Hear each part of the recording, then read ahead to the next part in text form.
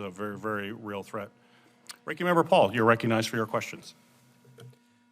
The FBI and the Department of Energy have concluded that the likely origin of COVID is from a lab in Wuhan.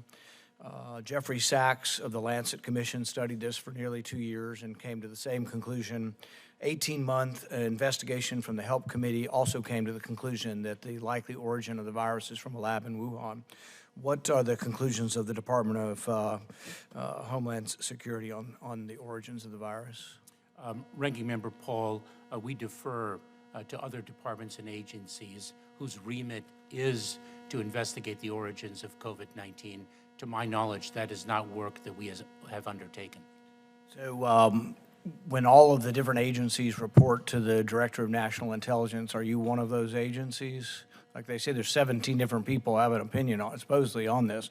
So the Department of Homeland Security has not made any opinion or given any opinion to the Director of National Intelligence based on any research that you have done?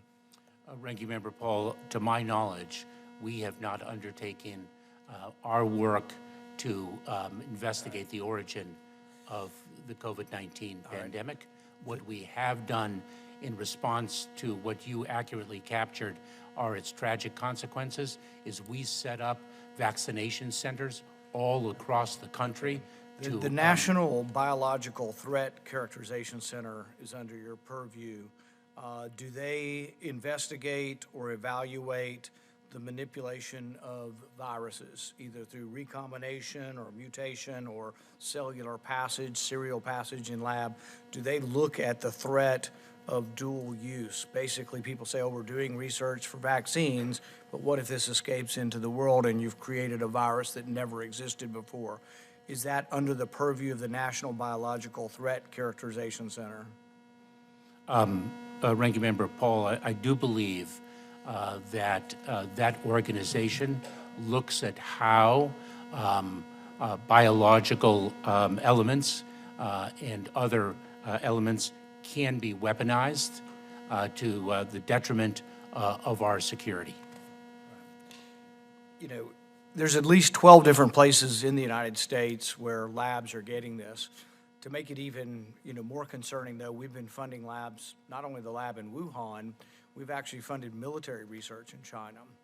We now have evidence that NIH money goes to American universities who then subcontract it to the Academy of Military Medical Science Research, AMMS. It's finally now been listed as a category of where we're not supposed to export things, but for years now, somebody's asleep at the switch. Whether it's you or somebody else in government, we got a big government, we got all these different intel agencies, we got who's watching? Because the thing is who in their right mind would think it is a good idea to send American tax dollars to a university, an American university, who then sends it to do military research? Now, even the stuff over there that's civilian research is only as good as we can trust them that that's really what it is. And there's much evidence that there's an intermingling of military and civilian and dual purpose research over there. And so somebody's got to do something here. Somebody's got to step forward. And my suggestion to you is if you've got something called the National Biological Threat Characterization Center, that you'd look at the 12 universities in our country that are doing this kind of research. So basically they're taking a virus and that's known to infect humans, and they're taking a portion of another virus they don't know anything about and saying, well, let's see what happens if we put a new protein on this other virus to see if it's more infectious or more lethal. And quite a few times when they do these experiments, gain of function research, the people within government say, oh, well, nothing to see here. It's not really gain of function. Then they play with the definitions. And yet 1 million people died from something like this. 1 million people died from a leakage of a virus. This isn't the first time. There are dozens or entire books written of leaks. There are probably 100 leaks from U.S. labs that have been documented in the last several years.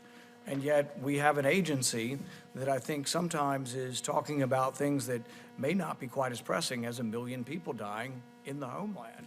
So, my suggestion is that we maybe should take some of our resources. I think you asked for $17 million for this biological threat characterization center.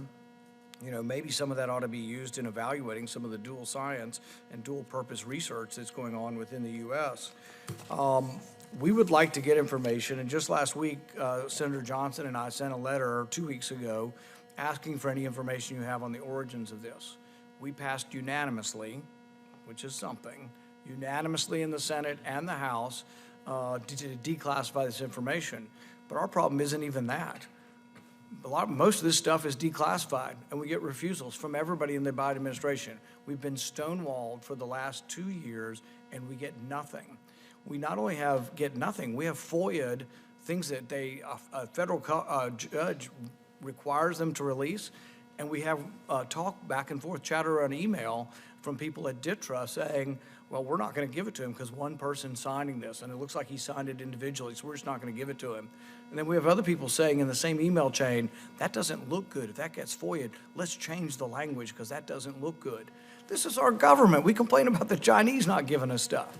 What I would like today is the assurance that you're going to give us any information we ask related to the origins of COVID. You say there hasn't been much, and maybe there hasn't been, but we would like to get responses to these things instead of responses that say, you know, take a leap. You know, this was the elected government.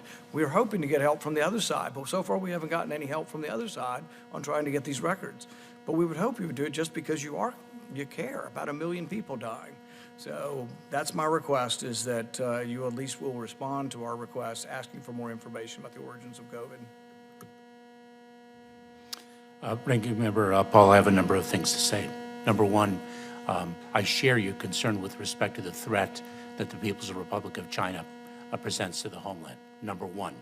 Number two, to my knowledge, DHS has not done, does not have ongoing work, and has no future plan to do work on assessing the dangers that may be associated with gain of function research. My understanding is that no work has been done, no work is planned, and no work is underway.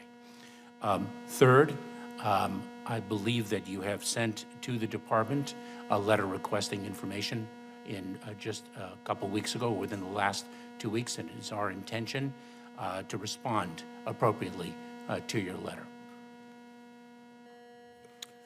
Thank you, Ranking Member Paul. Senator Hassan, you're recognized for your questions.